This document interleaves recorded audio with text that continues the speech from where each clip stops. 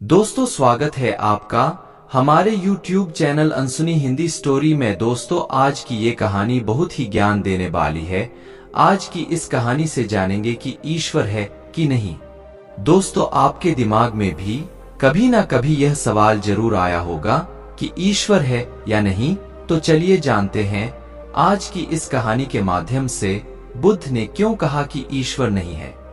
दोस्तों गौतम बुद्ध अपने जीवन काल में अपने प्रवचनों से मानव जीवन में क्रांति लाई थी और हम जानते भी हैं कि गौतम बुद्ध की बातों में जीवन जीने की कला की चाबी छुपी हुई है।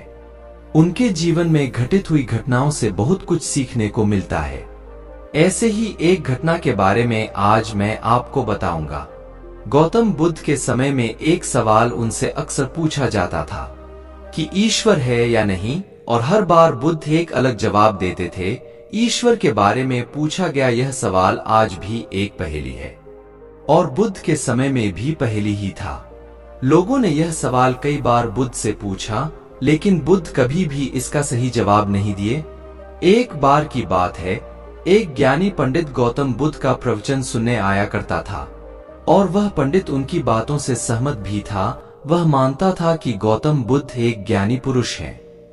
एक बार बुद्ध ध्यान की मुद्रा में बैठे हुए थे और वह व्यक्ति उनके पास गया और उनसे पूछा कि बुद्ध कृपया आप मुझे बताएं कि ईश्वर है या नहीं।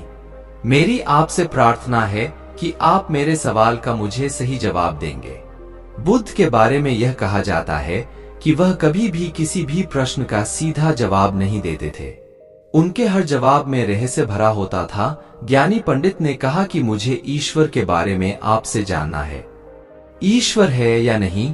बुद्ध उसकी बात सुनकर मुस्कुराए और फिर पंडित से बोले, ठीक है। गौतम बुद्ध ने कहा कि मैं तुम्हारे सवाल का जवाब जरूर दूंगा, लेकिन उससे पहले मेरे कुछ प्रश्नों का जवाब आप मुझे दे दो। पंडित ने कहा, मैं बिल्कुल आपके प्रश्नों का जवाब दूंगा, आप कृपया प्रश्न पूछे। बुद्ध ने कहा कि क्या तुम सूर्य को मानते हो। पंडित ने बुद्ध की तरफ देखा और कहा कि यह किस प्रकार का प्रश्न है। मैं क्या छोटा बच्चा हूं, आप जो मुझसे बच्चों वाला प्रश्न पूछ रहे हैं। सूर्य तो साक्षात प्रकट होता है और पूरी दुनिया को रोशनी देता है। धरती पर रहने वाले हर जीव को सूर्य से ऊर्जा प्राप्त होती है। सूर्य को तो हम रोज ही देखते हैं। बुद्ध ने उनसे कहा कि ईश्वर के होने के बारे में प्रश्न कहां से आया, क्योंकि जिस प्रकार सूर्य हमारे सामने है उसके होने का कोई प्रश्न नहीं होता। तब ईश्वर के लिए यह सवाल क्यों उठा, ईश्वर को मानने की क्या आवश्यकता है। इसका मतलब तो यह हुआ कि आपके मन में कहीं न कहीं ईश्वर के प्रति संदेह है, क्योंकि ईश्वर सूर्य की तरह आपके सामने नहीं है।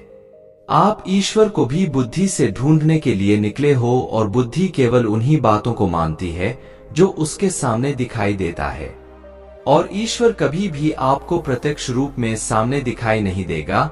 अगर दिख जाए तो वह ईश्वर नहीं होगा।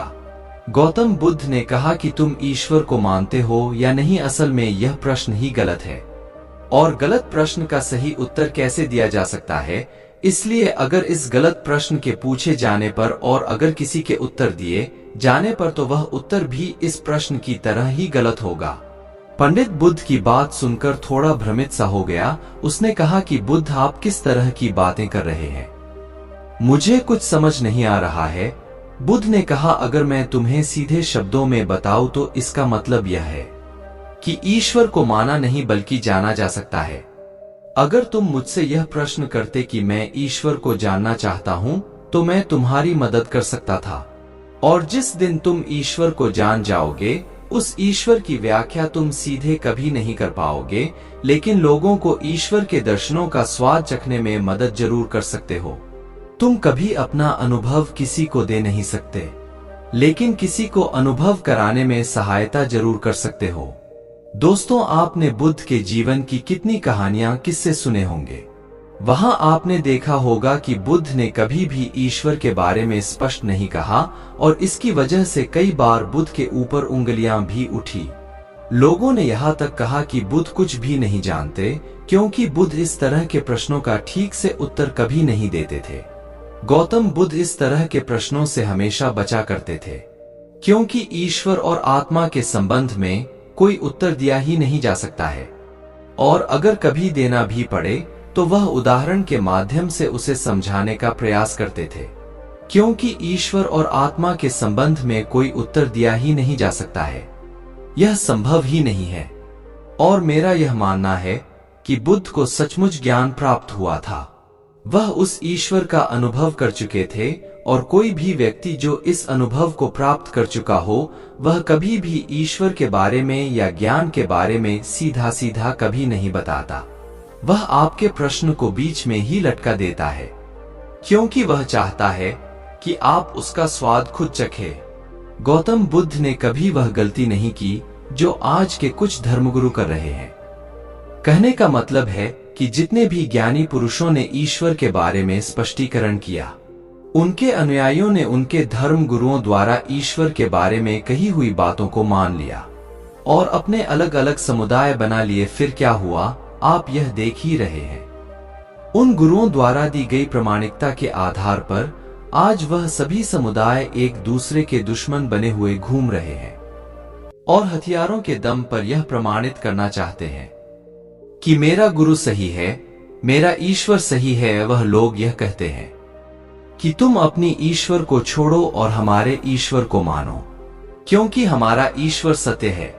अगर कोई व्यक्ति ईश्वर की सीधी व्याख्या कर देगा तो अज्ञानियों की भीड़ उसकी बातों को मान लेगी।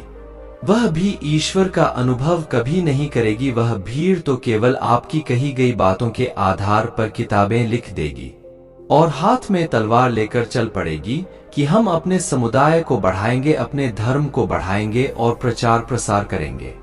शायद बुद्ध इस बात को जानते थे, इसीलिए उन्होंने कई बार ईश्वर के वजूद को भी नकारा और इनकार इसलिए किया कि आपकी प्यास और गहरी हो सके, आप उसको जानने के लिए उतावले हो जाए। अगर बुद्ध ईश्वर के बारे में सीधे सीधे कह दे तो भीड़ आसानी से उनकी बात मान लेगी।